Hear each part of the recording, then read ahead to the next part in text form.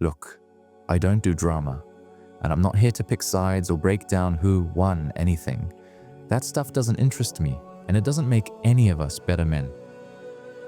But after everything that happened recently in the self-improvement space, between Hamza, Musa, far from weak, and even Hamza's ex-best friend Sam, I felt like I should say something about what it showed me about men today. You've all seen what happened. Hamza said what he said, Musa showed up, far from weak responded, everyone had an opinion. This all just highlighted a problem that's been building in this space for a long time. A decay everyone can feel, but nobody wants to talk about. That's what this video is about. The truth is, this whole space has been fragile for a long time. Somewhere along the way, men stopped focusing on who they were becoming and started focusing on how they looked doing it. Strength turned into a performance. Masculinity turned into content. People started crafting identities instead of character. So when this recent situation happened, it wasn't surprising. It was just the first time the cracks were loud enough for everyone to hear. Let me be clear, nobody's downfall is the point. Men make mistakes. Men get emotional. Men slip. That's part of being human. What matters is why these collapses keep happening in this space. A lot of us are building images faster than we build ourselves.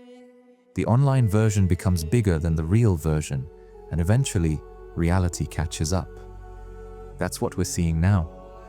This isn't specifically about Hamza, it's about the environment that created him, the same environment that creates a lot of us. And that's the problem here. The environment doesn't reward sincerity. It rewards whatever gains attention, even if it comes at the cost of who you actually are. Look, forget their names for a second. The real issue is what this whole situation exposed about a lot of men right now. A lot of guys are building themselves on image, a certain masculine style they got from the internet. And none of that actually holds up in real life. When life gets heavy, really heavy, you fall back on whatever you've actually built inside yourself. You fall back on your discipline, the behavior and character you have when no one is watching. That's the stuff that carries you. Most men skip that part. They want the identity, not the work.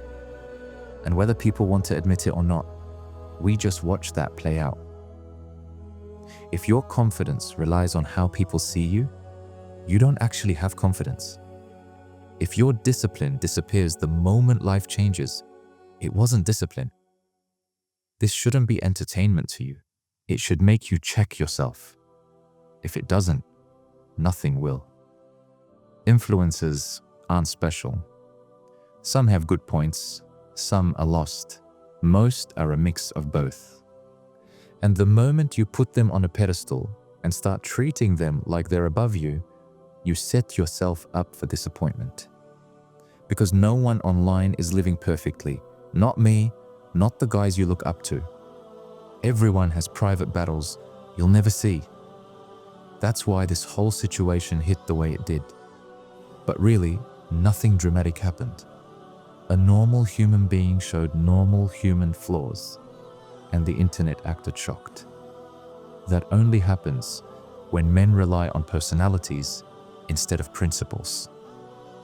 Everything online rewards image over integrity, and most guys don't even know who they are because they've spent years copying someone else. You see it everywhere.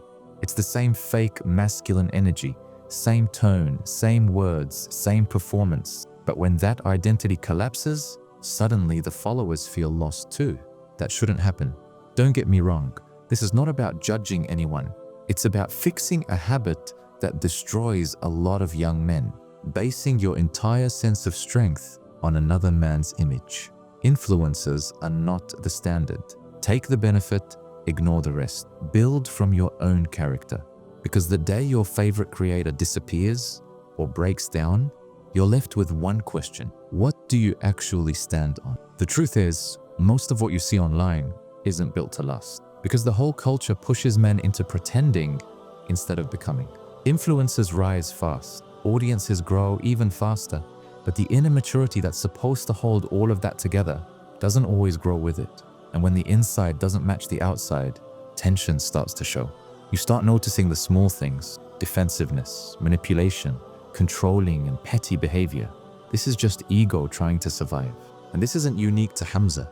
It's the environment, a system that rewards performance more than sincerity. When a man builds his whole identity on being admired, any challenge feels like a threat. People close to him finally said what they saw, and that alone tells you the issue wasn't self-improvement habits. It was ego, control, a lack of transparency. And that's not new. It's the same pattern you'll find everywhere in this scene. And if you're not careful, you inherit the same problem. And that's where Islam comes in. Like I said before, what do you actually stand on? That question only has one real answer for a Muslim. The more I watched all this unfold, the clearer something became for me. A Muslim man isn't supposed to build his identity on attention or admiration. None of that means anything in our deen. Islam builds men from the inside out, not the outside in. And that's the difference between Islamic masculinity and the Western version you see everywhere online. Western masculinity is obsessed with the self. How do I look? How do people see me? How do I present myself? Islam doesn't care about any of that. It cares about your sincerity, your obedience, your accountability. A Muslim man doesn't chase masculinity. He chases Allah, and masculinity follows naturally.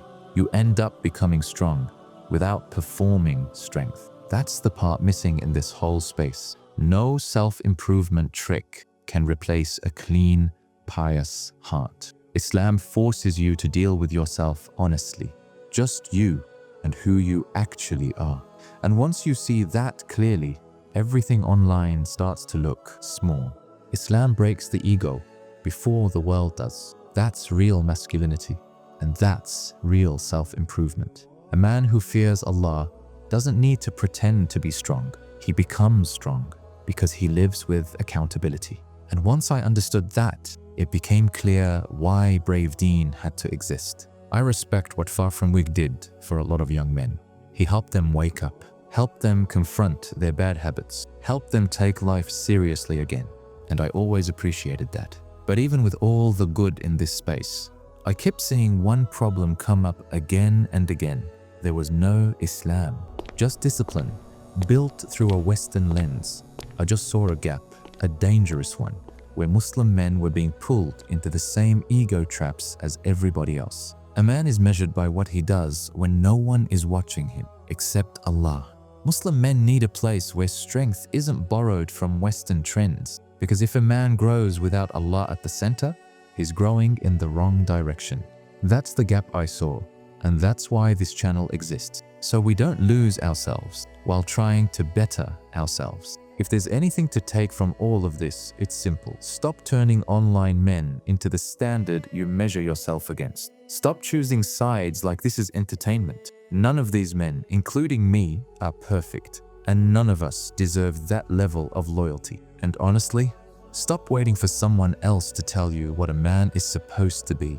Islam already gave you the blueprint. If you talk about discipline, let your routine prove it. If you value honor, let your choices reflect it. If respect matters to you, show it, even when the person in front of you can't benefit you. That's the lesson. Look, ignore everything. All the reactions, the gossip, none of it will build you. What will build you is the work you do when nobody knows who you are. Fix your character. Fix your relationship with Allah. This space will keep rising and collapsing and rising again, but you don't have to fall with it. That's it. Assalamu alaikum wa rahmatullahi wa barakatuh.